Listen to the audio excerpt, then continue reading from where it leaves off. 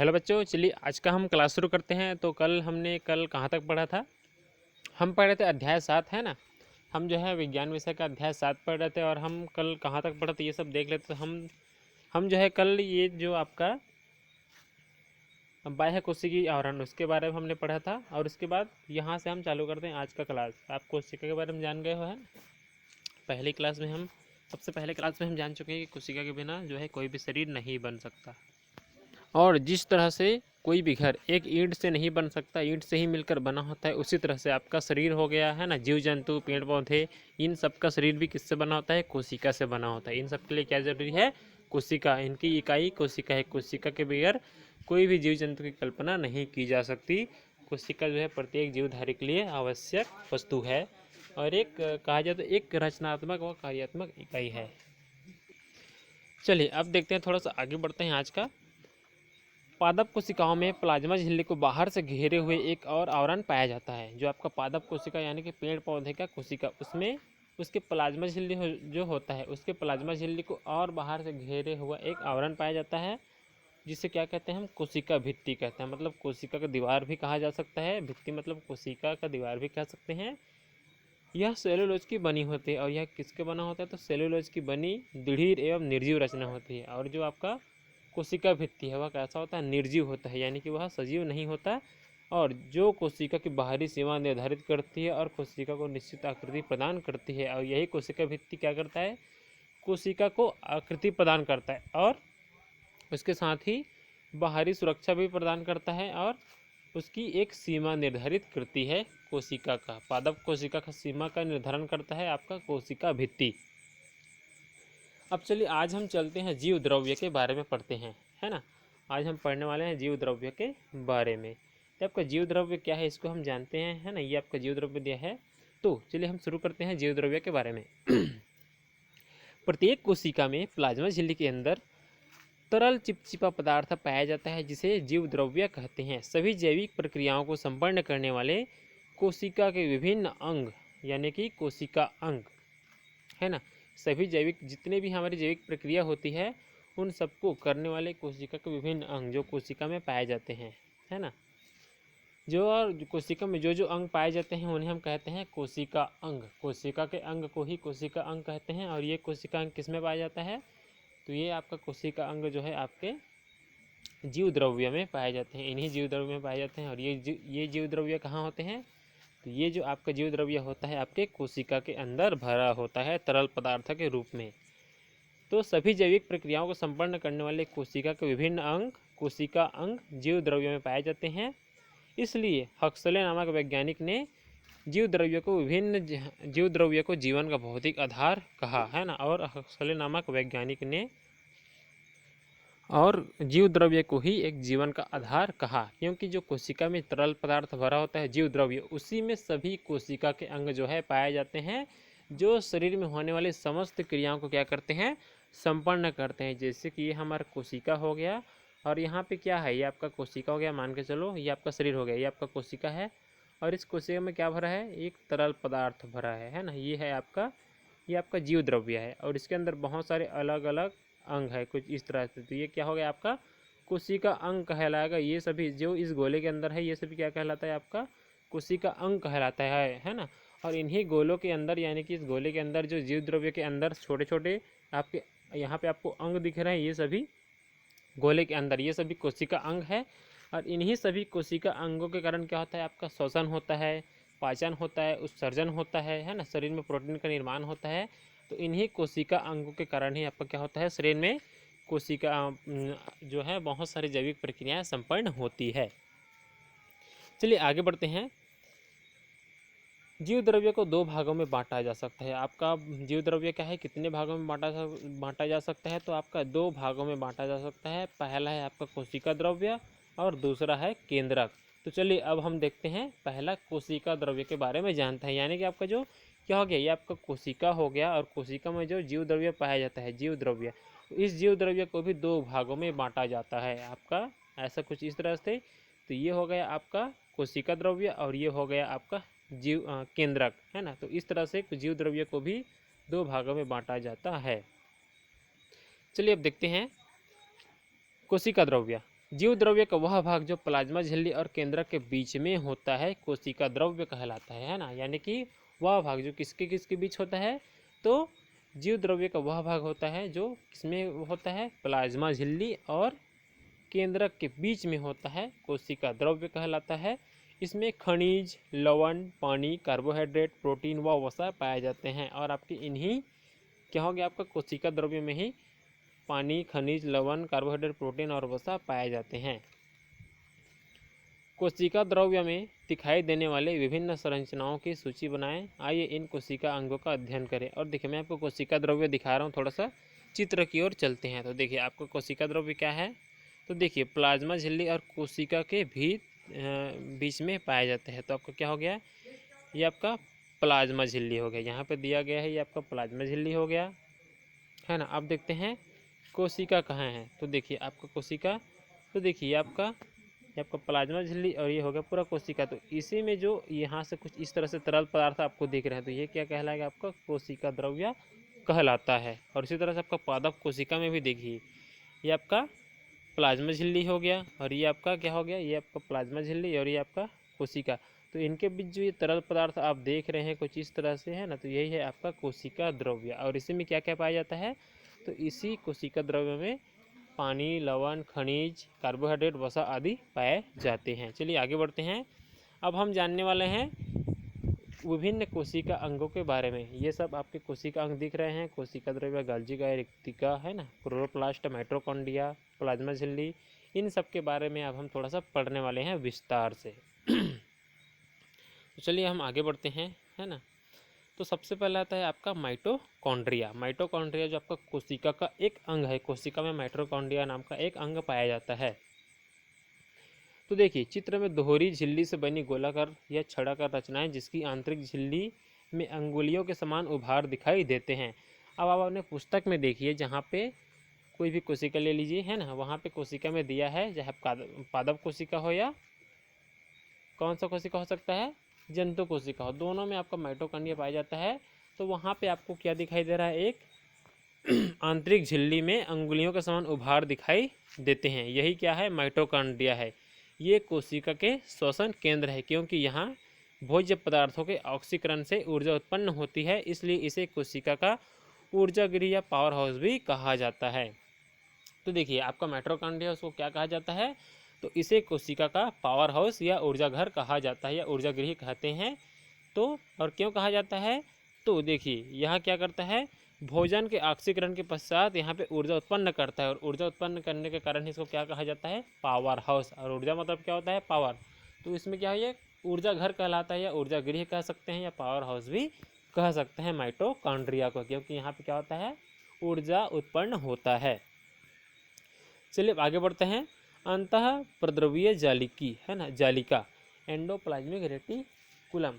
तो चलिए हम इसके बारे में पढ़ते हैं। चित्र 7.5 का तथा ख में आपने प्लाज्मा झिल्ली व केंद्र के बीच में शाखित है ना, शाखा के रूप में, झिल्लीदार झिल्ली के रूप में, अनियमित नलिकाओं वाला यानी कि नाली के रूप में देखा। तो जो आपके नाली के रूप में रचनाएं दिखाई दे रही है वो क्या कहलाता है, एंडोप्लाज्मिक रेटिकुलम यानी कि अंतः प्रद्रवी जालिका। इन नलिकाओं में द्रव भरा होता है, और जो आपके नाली के रूप में दिखाई दे रहा होगा है ना, मतलब नलिका के रूप में दिखाई दे रहा होगा है ना, उसमें क्या भरा होता है, उसी नलिका में द्रव भरा होता है ना। तो क्या होता है, इसमें नलिका में द्रव भरा होता है, और द्रव के कारण ही क्या होता है, विभिन्न पदार्थों का परिवहन होता है। और इन्हीं द्रव में क्या होता है, मतलब जो गीला पदार्थ भरा है उसी में क्या होता है, विभिन्न पदार्थों का आना जाना होता है, परिवहन होता है। साथ ही ये कोशिका को यांत्रिक सहारा भी प्रदान करते हैं। एंडोप्लाज्मिक रेटिकुलम या अंतः प्रद्रवी जालिका, उसमें क्या होता है, द्रव भरा होता है। तो द्रव में होता क्या है, जैसे कि आपका कुछ इस तरह से आपका एंडोप्लाज्मिक रेटिकुलम आपको दिखने लगेगा है ना। तो इसमें क्या है, इस नलिका में द्रव भरा होता है, और इसी द्रव में जो है, इसी द्रव के अंदर बहुत सारे पदार्थ क्या होते हैं, आवागमन करते हैं, आना जाना करते हैं द्रव में। तो ये क्या करते हैं, विभिन्न पदार्थों का परिवहन करने का काम करता है आपका एंडोप्लाज्मिक रेटिकुलम। अब देखते हैं राइबोसोम। राइबोसोम के बारे में पढ़ते हैं। एंडोप्लाज्मिक रेटिकुलम जिसको कहा जाता है अंतः प्रद्रवी जालिका की झिल्लियों की सतह से सटे हुए या फिर कोशिका द्रव्य में बिखरे हुए कण पाए जाते हैं है ना। आपका हो सकता है अंतःपद्रव्य जालिका की झिल्लियों की सतह से सटे हुए भी हो सकता है, यानी कि उससे थोड़ा सा जुड़ा हुआ, या फिर कोशिका के द्रव्य में, मतलब कोशिका द्रव्य में बिखरे हुए कण पाए जाते हैं, जिन्हें राइबोसोम कहते हैं। इन कणों का कार्य प्रोटीन का निर्माण करना होता है, इसलिए इसे प्रोटीन फैक्ट्री भी कहा जाता है। और राइबोसोम को क्या कहा जाता है? तो राइबोसोम को कोशिका का प्रोटीन फैक्ट्री कहते हैं। क्यों? क्योंकि इसमें प्रोटीन का निर्माण होता है, इसलिए इसको प्रोटीन फैक्ट्री कहते हैं। जैसे कि आपका क्या हो गया, जहाँ मोबाइल बनता है उसको मोबाइल फैक्ट्री, तो यहाँ पे प्रोटीन बनता है, इसलिए इसको प्रोटीन फैक्ट्री कहते हैं। याद रखिएगा, राइबोसोम को कोशिका का प्रोटीन फैक्ट्री कहा जाता है। चलिए अब चलते हैं गाल्जिकाएँ। आपको जंतु कोशिका में, यानी कि आपका जंतु कोशिका, हमारा जो कोशिका है मानव का, जीव जंतु का है ना, पादप कोशिका को छोड़ के जो जंतु कोशिका है जितने भी, उनमें तस्तरी नुमा कोष कई परतों में दिखाई दे रहे होंगे, है ना। ये संरचनाएं गाल्जिकाएँ कहलाती है। इनका कार्य विभिन्न रासायनिक पदार्थों का स्त्राव करना होता है। और गाल्जिका क्या करता है? रासायनिक पदार्थों का स्त्राव, यानी कि उनको छोड़ता है, शरीर में सभी जगह पे फैलाने का काम करता है, स्त्राव करता है। अब देखते हैं सेंट्रोसोम। अब आप जंतु कोशिका में, है ना, अब आप जंतु कोशिका में केंद्रक के पास जो बड़ा सा केंद्रक दिखाई दे रहा है जंतु कोशिका में, वहाँ पे चित्र में देखिएगा, चित्र में देखें पहले, देखिए आपका जो जंतु कोशिका है उसके बीच में एक केंद्रक दिखाई दे रहा है, और केंद्रक के पास ऊपर तारे के समान क्या दिखाई दे रहा है? रचना एक, जिसे कहते हैं सेंट्रोसोम, है ना। इनके मध्य में दो कण भी है, और उसमें जो आपका छोटा सा कण दिखाई दे रहा है उसके बीच में दो कण है छोटे छोटे। तो यही छोटे छोटे कण क्या है? सेंट्रिओल है, और इसे कहते हैं सेंट्रोसोम। और जो छोटे छोटे कण पाए जाते हैं उनको कहते हैं सेंट्रिओल। सेंट्रोसोम जंतु कोशिका के विभाजन में सहायता करता है ना। और सेंट्रोसोम क्या करता है? जो आपका जंतु कोशिका है उसके विभाजन में सहायता करता है, यानी कि उसको एक संख्या से दो संख्या में बनाने का काम करता है। और सेंट्रोसोम पादप कोशिका में कोशिका विभाजन के समय ही बनता है, और आपका जो सेंट्रोसोम है वह पादप कोशिका में उसी समय बनता है।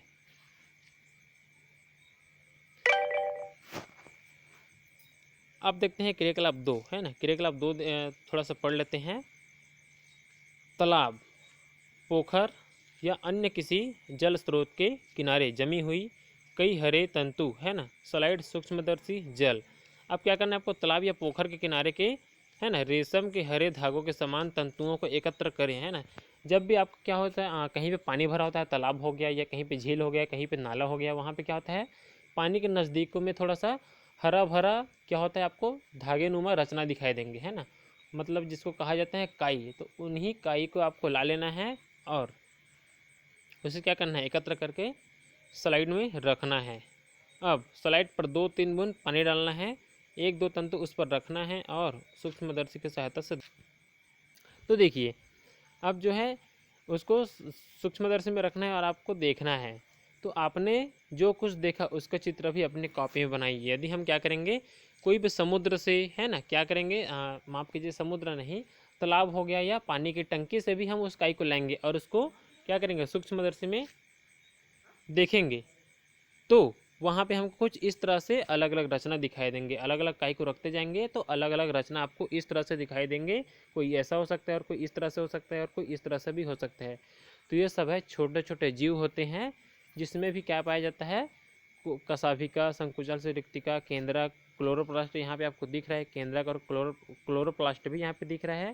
तो ये सब भी उनकी कोशिका में कोशिका अंग के रूप में पाया जाता है। और देखिए क्लेडोमाइनोमास, है ना, क्लोरेला, यूलोथ्रिक्स, ये सभी क्या हो सकते हैं, तालाबों में पाए जाते हैं। और या इनसे अधिक और अनेक अनेक प्रकार के भी जीव जंतु पाए जा सकते हैं तालाब में। तो हम क्या करेंगे, काई लाएंगे, तब हमको पता चलेगा कि कितने प्रकार के और हम जीव जंतु छोटा छोटा देख सकते हैं। तो ये सब उस काई को इकट्ठा करने के बाद हम सूक्ष्मदर्शी में देखकर बता सकते हैं और जान सकते हैं कि हमारे गाँव के या हमारे आसपास के जहाँ पे पानी जमा होता है वहाँ पे कितने प्रकार के छोटे छोटे जीव रहते हैं।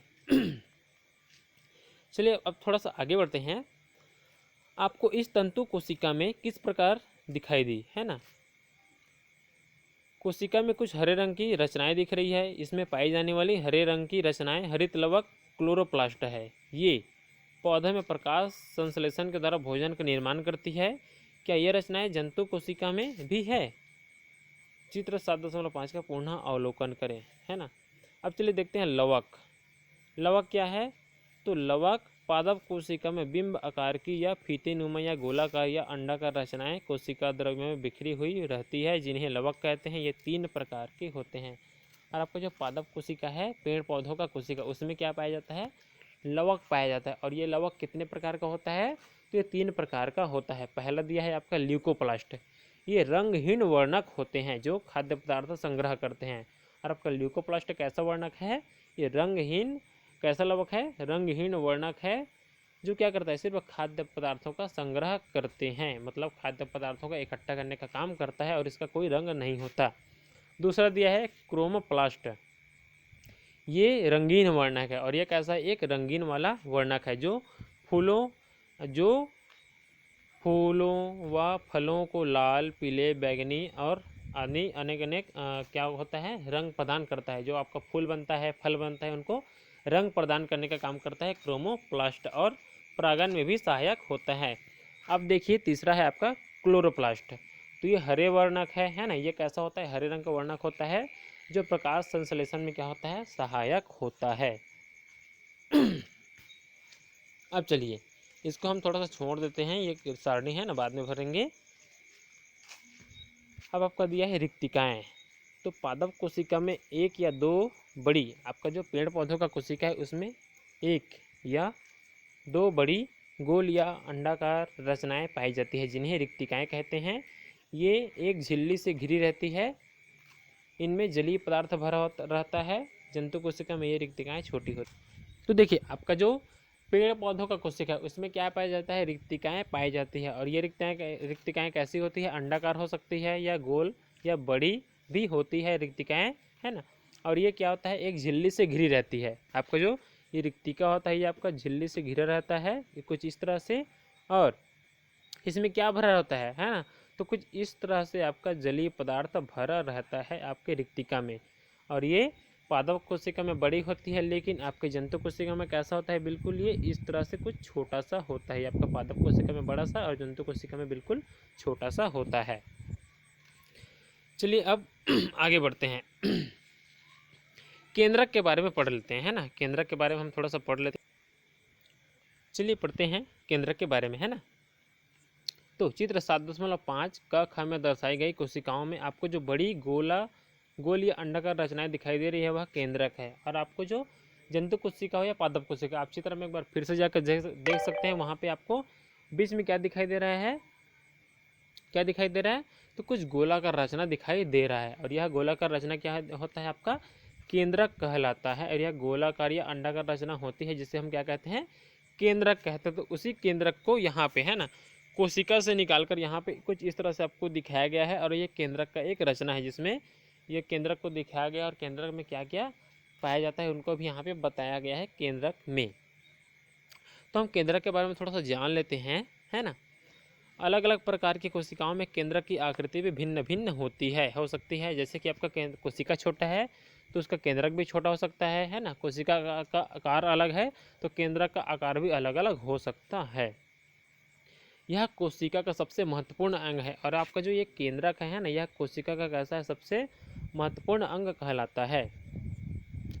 और देखिए यहाँ पे और आगे दिया है, इसी के द्वारा कोशिका में होने वाली समस्त जैविक क्रियाओं पर नियंत्रण रखा जाता है। और कोशिका में जितने भी प्रकार के उत्सर्जन हो गया, पोषण हो गया, शोषण हो गया, है ना, और पाचन हो गया, जितने भी प्रकार की क्रियाएं होती हैं उन सब का नियंत्रण कौन करता है? तो आपका केंद्रक ही करता है। मतलब केंद्रक क्या करता है? उनको कंट्रोल करने का काम करता है, उन क्रियाओं को कंट्रोल करने का काम करता है और उन क्रियाओं को होने भी देता है। इसलिए इसको क्या कहते हैं? कोशिका का नियंत्रण कक्ष भी कहा जाता है। मतलब कि कोशिका में जितने भी प्रकार के पदार्थों का आना जाना, है ना, या किसी पदार्थों का बाहर निकलना या अंदर आना, इन सभी क्रियाओं को क्या करता है? यह नियंत्रण करने का काम करता है, कंट्रोल करने का काम करता है। इसलिए इसको क्या कहा जाता है? कोशिका का नियंत्रण कक्ष भी कहा जाता है ना। आइए देखिए केंद्रक की संरचना किस प्रकार की है। केंद्रक एक पतली झिल्ली द्वारा घिरा रहता है। आपका जो केंद्रक कैसा होता है? एक पतली झिल्ली द्वारा घिरा रहता है। इस झिल्ली को केंद्रिका झिल्ली कहते हैं। जो यहाँ पे चित्र दिखाया जा रहा है ना, ये क्या होता है? एक केंद्रक एक झिल्ली से घिरा रहता है। जब आपको ये चारों तरफ आपको झिल्ली दिखाई दे रहा है, ये आपका क्या है? केंद्रक झिल्ली। और ये जो झिल्ली से घिरा रहता है केंद्रक, उसी झिल्ली को क्या कहा जाता है? केंद्रक झिल्ली कहा जाता है। और देखिए यह पतली लचीली अर्धपारगम्य होती है, और यह झिल्ली कैसा होता है? बहुत ही पतला होता है, लचीला होता है और अर्धपारगम्य होता है। इसमें छोटे छोटे छिद्र होते हैं जिनके द्वारा कोशिका द्रव्य व केंद्र के मध्य पदार्थों का आदान प्रदान होता रहता है। केंद्रक झिल्ली के अंदर गाढ़ा अर्धतरल द्रव्य भरा होता है जिसे केंद्रक द्रव्य कहते हैं। और देखिए आपको क्या हो गया, जो आपका केंद्रक झिल्ली है, जो आपका ये आपका केंद्रक झिल्ली दिख रहा है, ये आपका जो दिख रहा है गोल चारों ओर, यही है आपका केंद्रक झिल्ली। और इसी केंद्रक झिल्ली में क्या दिखाई देता है आपको? आपका जो द्रव्य भरा रहता है, उसी यह जो है आपका केंद्रक झिल्ली में क्या भरा रहता है? द्रव्य भरा रहता है। और इसमें क्या होता है? द्रव्य भरे होने के कारण ही क्या होता है? पदार्थों का बाहर से आना और जाना होता है द्रव्य के कारण। तो ये केंद्रक द्रव्य क्या करता है? केंद्रक झिल्ली क्या करता है? पदार्थों के आने जाने को नियंत्रण करने का काम करता है।